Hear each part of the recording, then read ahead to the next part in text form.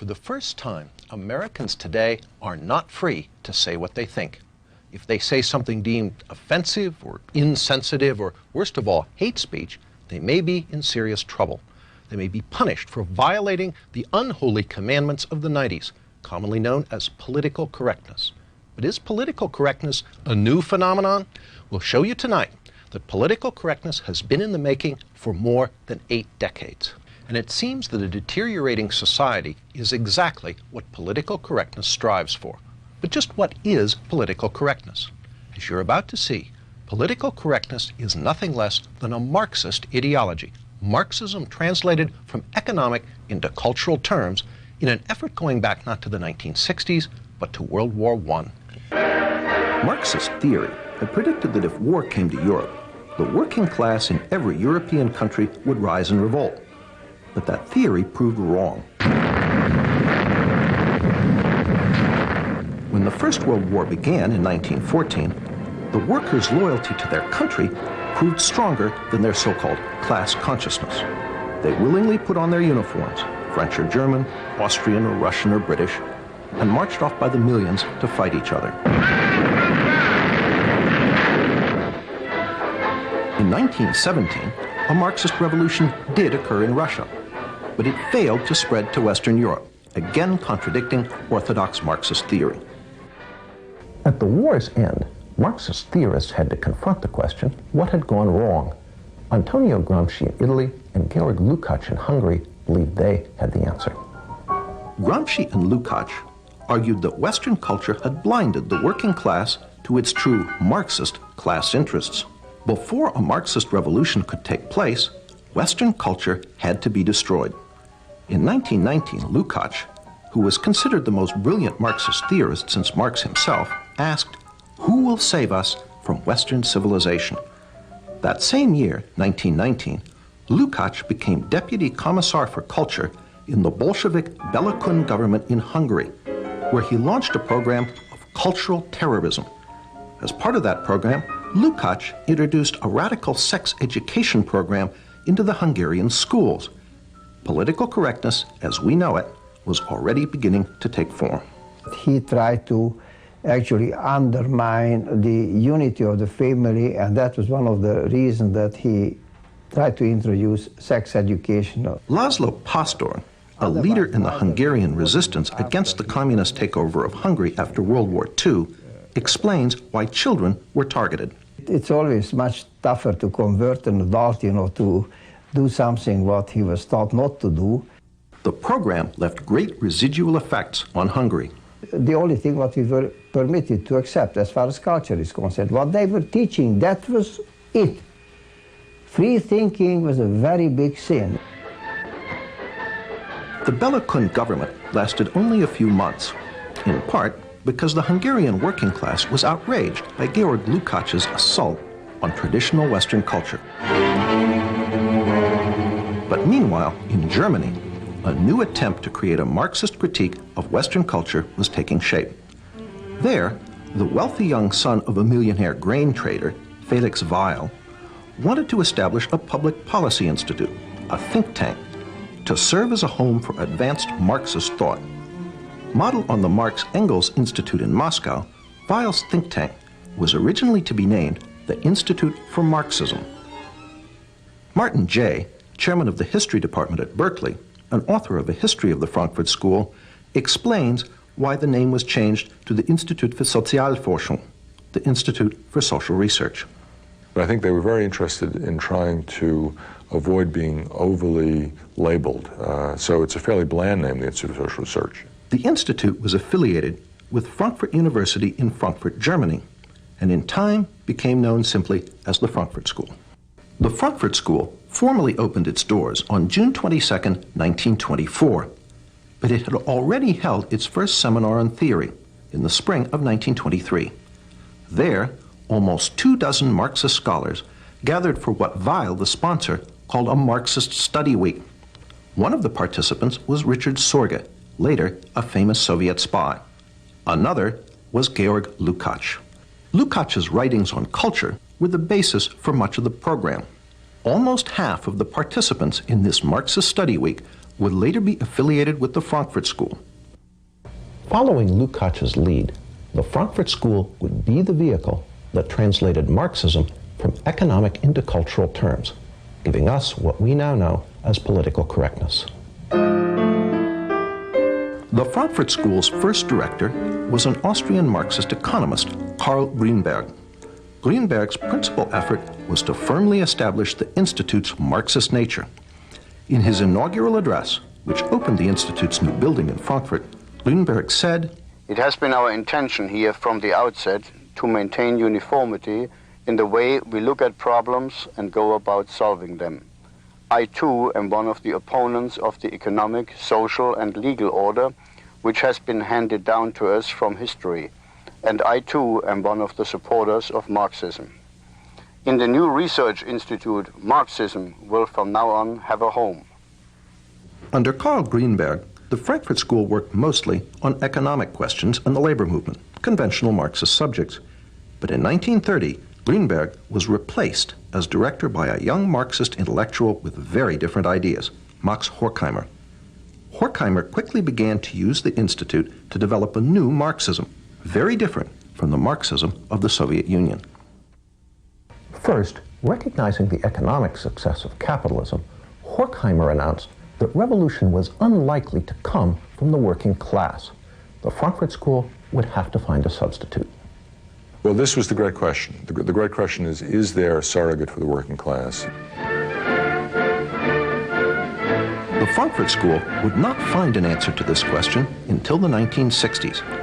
But meanwhile, Horkheimer moved to revive Lukács's work by making the culture, not the economy, the central focus of the Frankfurt School's work.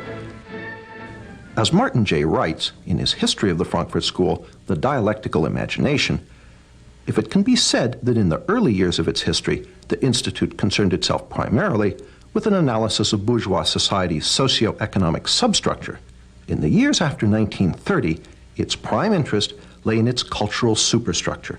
Indeed, the traditional Marxist formula regarding the relationship between the two was called into question. The key to the Frankfurt School's work on culture was the crossing of Marx with Freud. Just as classical economic Marxism argued that under capitalism the working class was oppressed, so the Frankfurt School used Freud to argue that under Western culture everyone lived in a constant state of psychological repression. So there were radical Freudians during this period who had hopes of using psychoanalysis to end what Reich had called sexual alienation, which they saw as significant as economic alienation. The solution, according to the Frankfurt School, was not just a political revolution to overthrow capitalism, but a social and cultural revolution as well. To further the Institute's work on cultural issues, Horkheimer brought in some new blood.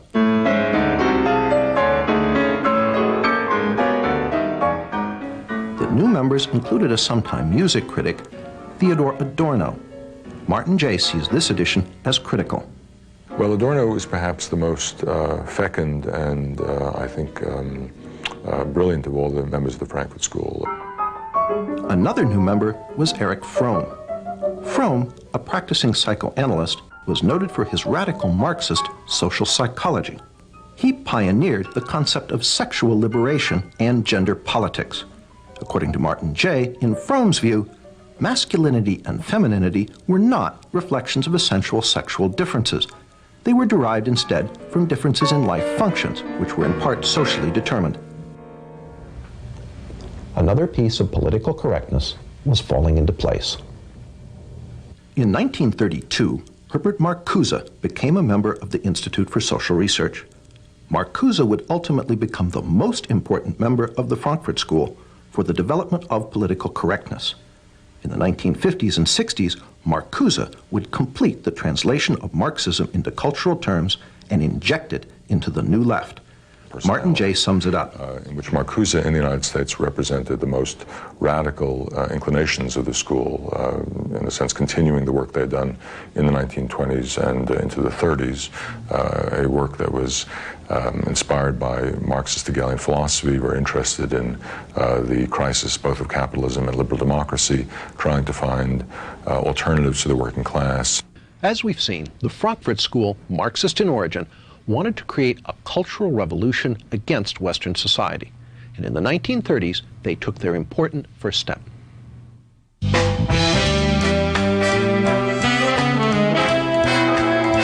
the 1930s, the work of Horkheimer, Adorno, Fromm, and Marcuse issued in its first tangible product, critical theory. The term critical theory is something of a play on words. One is tempted to ask, what is the theory?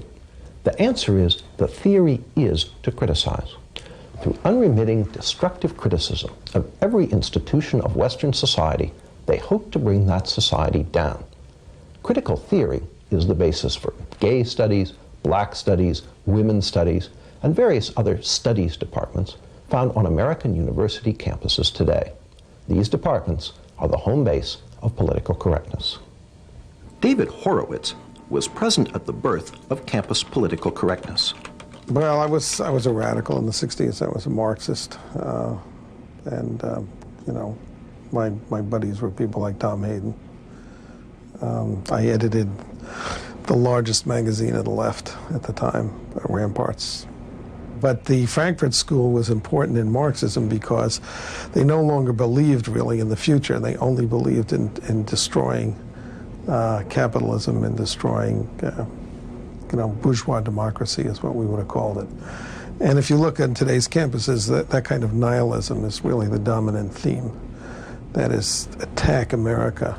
The Frankfurt School was careful never to define what critical theory was for, only what it was against. Again, Martin Jay, the Frankfurt School's semi-official historian.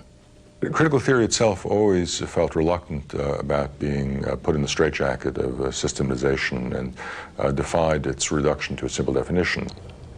Critical theory actually attempted to politicize logic itself. Horkheimer wrote, "Logic is not independent of content. That means an argument is logical if it helps destroy Western culture, illogical if it supports it." Such twisted thought lies at the heart of the political correctness now inculcated into American university students. When there's 1% of the campus is conservative and the other 9% and the other 9% of the people who care are incredibly liberal, you're going to get something approaching a socialist state. But how did the work of a small group of German Marxist intellectuals come to America? In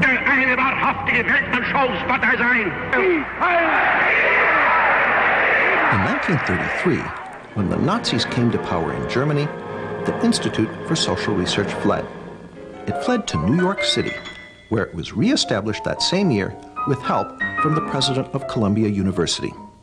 Once in America, the Frankfurt School gradually shifted the focus of its work from destroying German society and culture to attacking the society and culture of its new place of refuge. Not only did they apply critical theory to American society, they added some new elements. One was the Institute's so-called Studies in Prejudice, which culminated in 1950 in Theodore Adorno's immensely influential book, The Authoritarian Personality. In it, Adorno argued that the American people possessed many fascist traits, and that anyone who supported traditional American culture was psychologically unbalanced. It is no accident that today, the politically correct are quick to label their opponents fascists and suggest that they need psychological treatment in the form of sensitivity training. People over profits! People over profits! The Frankfurt School even integrated political correctness' most fashionable cause, environmentalism, into their cultural Marxism, by way of Horkheimer and Adorno's book, Dialectic of Enlightenment. Well, they were very interested in what was called the domination of nature.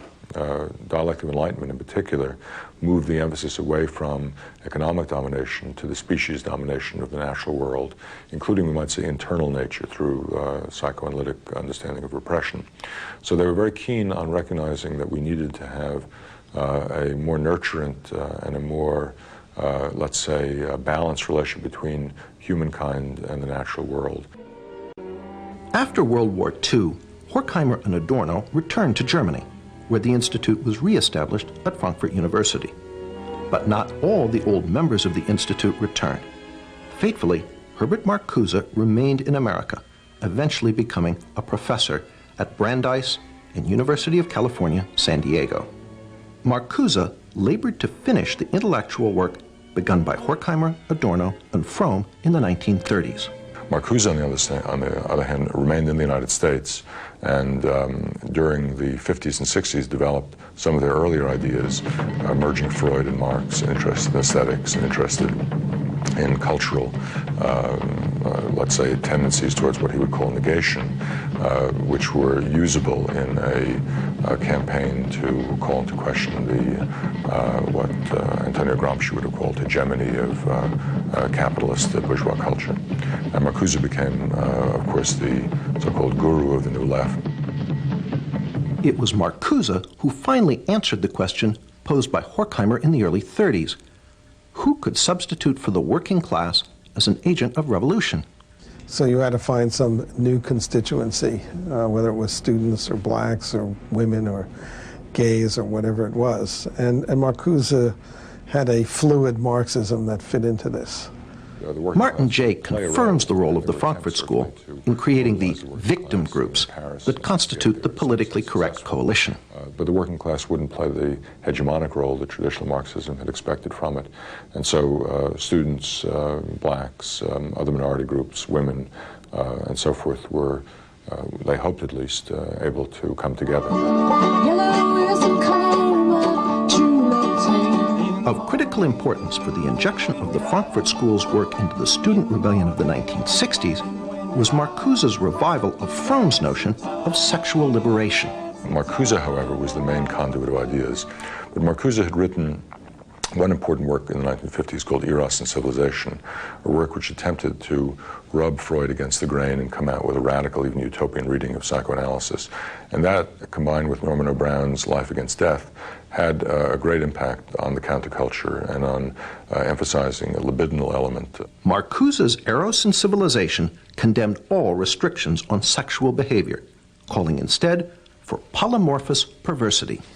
Instead, it argues that at certain early developmental levels of the human psyche, there was a potential for sexual expression, sexual pleasure, which had not yet been organized into the restricted notions of heterosexual sexuality, and that these had some sort of capacity to be reinvigorated. Polymorphous perversity helped open the door to aspects of political correctness, such as gay liberation.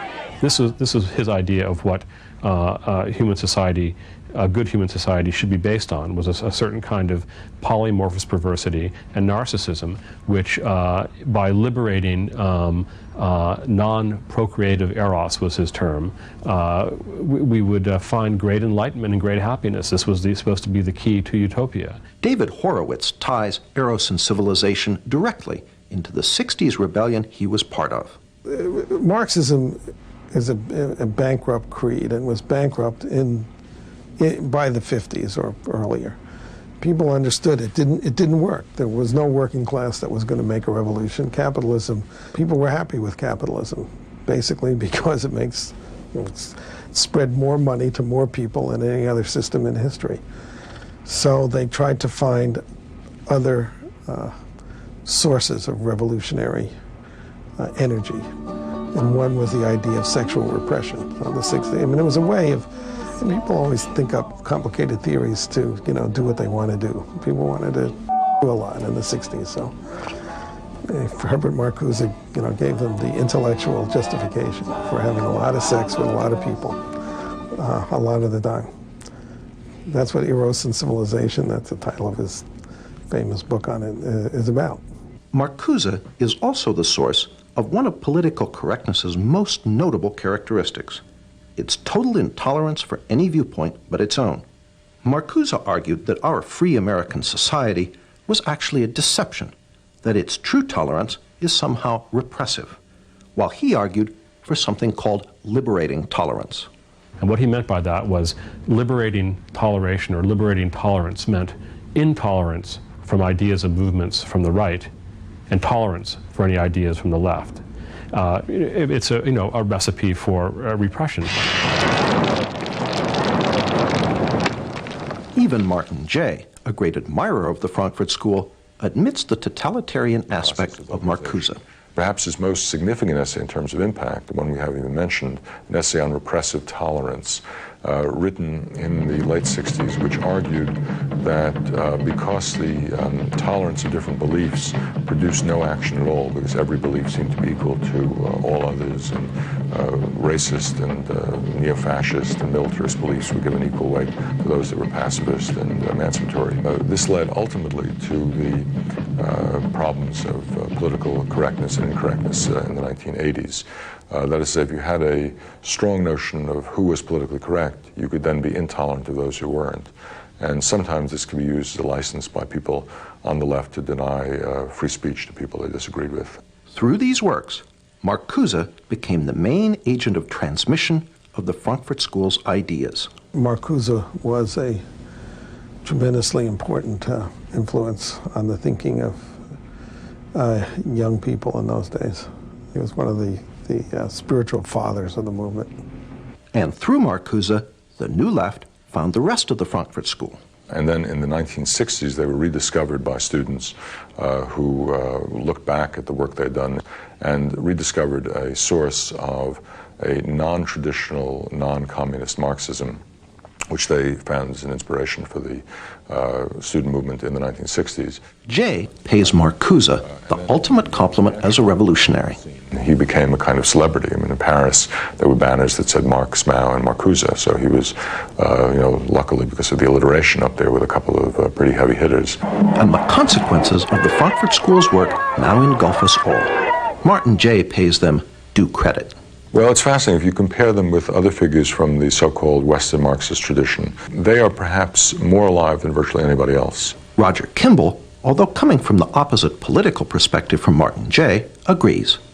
The institution of the ideas of radical multiculturalism in the academy and what you might call its enforcement wing, namely the ideology of political correctness, testify to the vitality of some of those ideas, some of the ideas of the Frankfurt School.